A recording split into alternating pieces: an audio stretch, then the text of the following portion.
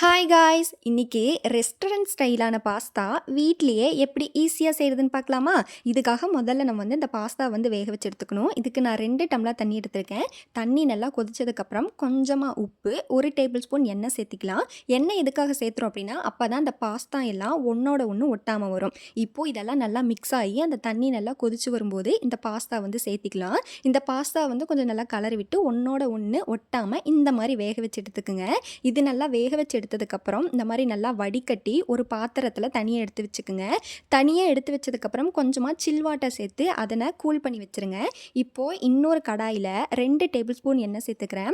எண்ணெய் நல்லா கொதிச்சதுக்கப்புறம் ஒரு பெரிய சைஸ் வெங்காயத்தை பொடி பொடியாக கட் பண்ணி வச்சுருக்கேன். அதனை சேர்த்து நல்லா பொன்னிறமாக வறுத்து எடுத்துக்கலாம்.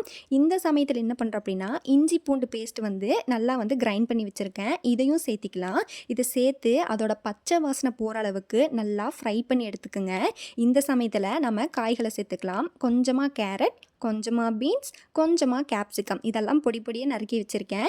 இதையும் சேர்த்து அந்த காயெல்லாம் நல்லா வேகிற வரைக்கும் நல்லா வறுத்து விட்டுருங்க. அதோட பச்சை வாசெல்லாம் போகணும், அந்த அளவுக்கு நல்லா வறுத்து விட்டுருங்க. இப்போது நான் 2 முட்டை எடுத்திருக்கேன். அதனை உடச்சி ஊற்றிக்கலாம். முட்டை ஊற்றும் போது அடுப்பை சிம்மில் வச்சுக்குங்க. ஏன்னா அந்த முட்டை சீக்கிரமாக உங்களுக்கு கெட்டியாயிரும். ஸோ நீங்கள் சிம்மில் வச்சுட்டு உடச்சி ஊற்றிக்கலாம். இப்போது நல்லா கரண்டி வச்சு அந்த முட்டை கூடையும் காய்கறியெல்லாம் நல்லா கலங்குற அளவுக்கு நல்லா வறுத்து விட்டலாம். நல்லா கைவிடாமல் வறுத்து விட்டுட்டே இருங்க. அதுக்கடுத்தது அந்த முட்டையெல்லாம் கொஞ்சம் பெரிய பெரிய சைஸாக இருக்கும். அதெல்லாம் அந்த கரண்டி வச்சு உடச்சி விட்டுருங்க. இந்த மாதிரி சின்ன சின்ன சைஸ்க்கு. அவ்வளோதான், நமக்கு இந்த முட்டை காய்கறி இதுவும் ரெடி ஆயிடுச்சு. இப்போது கொஞ்சம் தேவையான அளவு உப்பு போட்டு அதை நல்லா மிக்ஸ் பண்ணி எடுத்துக்குங்க. மிக்ஸ் பண்ணதுக்கப்புறம் இதை ஒரு பவுலில் நம்ம எடுத்து வச்சுக்கலாம். அவ்வளோதான், நமக்கு ரெடி ஆயிடுச்சு. இதை பவுலில் ட்ரான்ஸ்ஃபர் பண்ணிக்கோங்க. இப்போது அதே கடாயில் ஒரு தக்காளி, 2 வரமிளகாய் எடுத்து நல்லா அரைச்சி சாஸ் மாதிரி செஞ்சுருக்கேன். இதை சேர்த்திப்போம். இதை சேர்த்து இதோட பச்சை வாசனை போகிற அளவுக்கு நல்லா வறுத்து எடுத்துக்குங்க. இந்த மாதிரி நல்லா சுருண்டு வரும்போது 1 டேபிள் ஸ்பூன் அளவு கரம் மசாலா சேர்த்து அந்த மசாலா கூட நல்லா கலங்குற அளவுக்கு நல்லா மிக்ஸ் பண்ணி விட்டுருங்க. இப்போது நம்ம வேக வச்சு ஆற வச்சு எடுத்த அந்த பாஸ்தாக்களை சேர்த்திக்கலாம். பாஸ்தா சேர்த்துன உடனே நல்லா அந்த மசாலாவெல்லாம் ஃபுல்லாக கோட் ஆகிற வரைக்கும் நல்லா அதனை பரட்டி எடுத்துக்குங்க. இப்போது சிம்மில் வச்சுக்குங்க.